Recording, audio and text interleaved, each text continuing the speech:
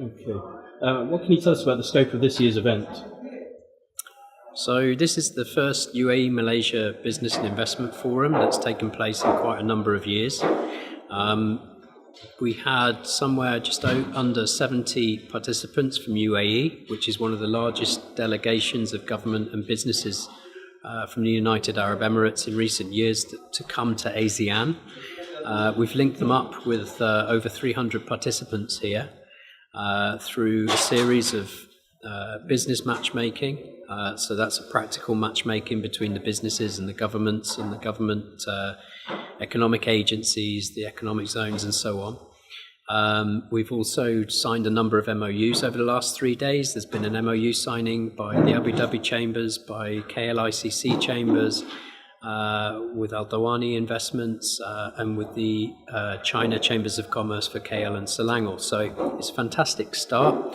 We had the two ministers give the opening speeches yesterday. So His Excellency Sultan bin Saeed Al Mansouri gave the opening on behalf of the Ministry of Economy, and Dr. Sri Mustafa Mohammed on behalf of the Ministry of International Trade and Industry, Malaysia.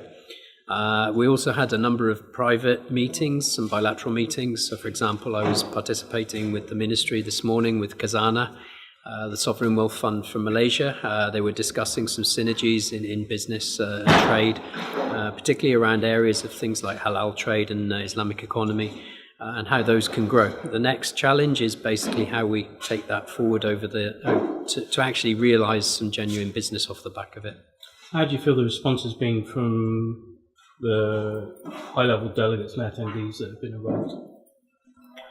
So the response from the senior level delegates, and believe me, these were senior level delegates. We've had the chairman of, for example, the UAE International Investors Council was one of our speakers, and the heads of all of the chambers of commerce from the UAE were here with us.